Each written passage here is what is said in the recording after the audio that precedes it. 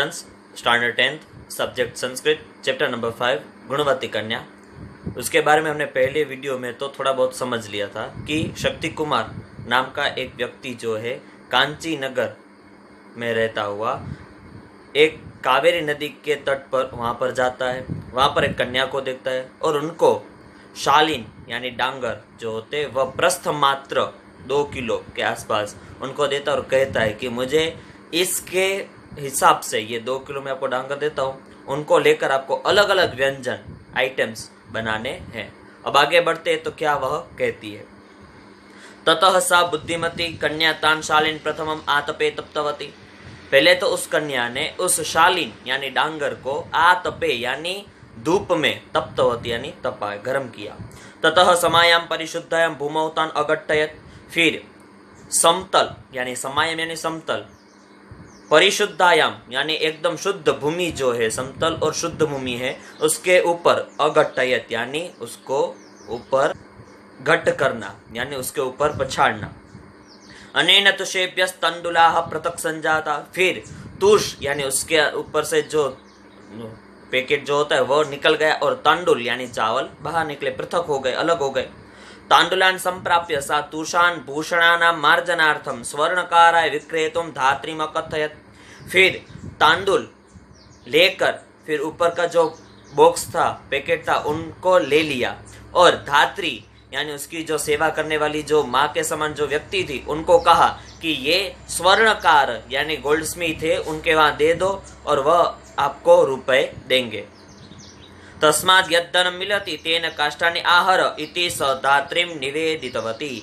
फिर उस धन को लेकर वह काष्ठानि आहर यानी लकड़ियों बेचने वाले लकड़हारे जो होते उनके पास जाकर उन्होंने काष्ठ यानी लकड़े लिए। धात्री काष्ठानि आनीतवती। धात्री ने लकड़े लेकर वहां पर आई। तदंतरम सा तंडुलान असकृत जलेन प्रक्षालितवती।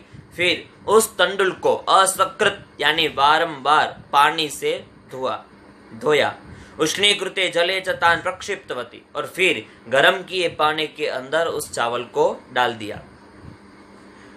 अल्पीयसा काले नैव तंडुलाः सिद्धाः संजाता। फिर थोड़े ही समय के अंदर तंडुल जो होते वह चावल बन गए। चावल जो उसके अंदर पानी के अंदर डाले थे वह थोड़े ही समय में बन गए। ततः इंधानि जलेन शमयित्वा कृष्णांगारानपि तदर्थिभ्यः प्रेषयित्वा यद्धनं लब्धं तेन धनेन शाकं घृतं दधि तैलं च कृतवती। फिर लकड़ी जो थी वह कोयला बन गए। उस कोयले को जिसको चाहिए उनको दिया और उनसे जो रुपए मिले उनसे उन्होंने शाक, घी, दही, तेल वह सब कुछ लिया। तेन च सा विविधानि व्यंजनानि संपादितवती। फिर उन्होंने अलग अलग व्यंजन यानी डिशेस बनाए। संपन्ने आहारे सा कन्या धात्रीमुखेन अतिथये प्रथमं स्नातुं निवेदितवती। फिर सब आहार बन गया, भोजन की व्यवस्था हो गई। फिर उसने जो कन्या थी उसने धात्री को कहा कि जो हमारे अतिथि बने उनको कहो कि पहले स्नान कर ले। ततः स्नान शुद्धाय तस्मै अतिथये सा पेयोपहार पूर्वं भोजनम घृत सहितम ओदनम व्यंजनं च अयच्छत्। फिर स्नान शुद्ध के बाद अतिथि को पेय उपहार पूर्वम, पेय यानी जल और आहार के साथ घृत सहित ओदनम, घी से सहित ओदन यानी चावल, व्यंजनं च अयच्छत् और बाकी सारे जो व्यंजन बनाए थे वह सब कुछ वहां पर रखा। मध्ये मध्ये सा भोज्यादीनां विविधानां पदार्थानां वर्णनं कृत्वा अतिथेः भोजन रुचिमपि अवर्धयत्। फिर वह कन्या जो थी वहां पर ही बैठी थी अतिथि के पास और उनको बीच बीच में किस तरह से उन्होंने भोजन बनाया उनके बारे में वह उत्साह यानी वह अतिथि आराम से खाना खा सके और किस तरह से उन्होंने बनाया वह भी बात सुन सके और रुचि उसकी बढ़े खाने में। भुक्ते तो तस्मिन् अतिथौ तया तांबूलस्यापि व्यवस्था कृता। और खाना खाने के बाद में जो तांबूलम कहते यानी पान उनका भी उन्होंने व्यवस्था की। एवं स्वकीयया गुणसंपदा प्रस्थ परिमितेन धान्येन विविधानि व्यंजनानि विरचितवितं कन्यां प्रति समाकृष्टः शक्तिकुमारः विवाहस्य प्रस्तावं कृतवान्। फिर स्वकीयया गुण संपदा प्रस्थ परिमितेन, जिस तरह से शक्ति कुमार ने प्रस्थ मात्र डांगर कन्या को दिया था, उन्होंने बहुत सारे व्यंजन बनाकर उनको खाना खिलाया। और कन्याम प्रति समाकृष्ट, कन्या से वह एकदम आकृष्ट हो गया और विवाह से प्रस्तावम कृतवान, और मैरिज प्रपोजल उनके सामने रखा।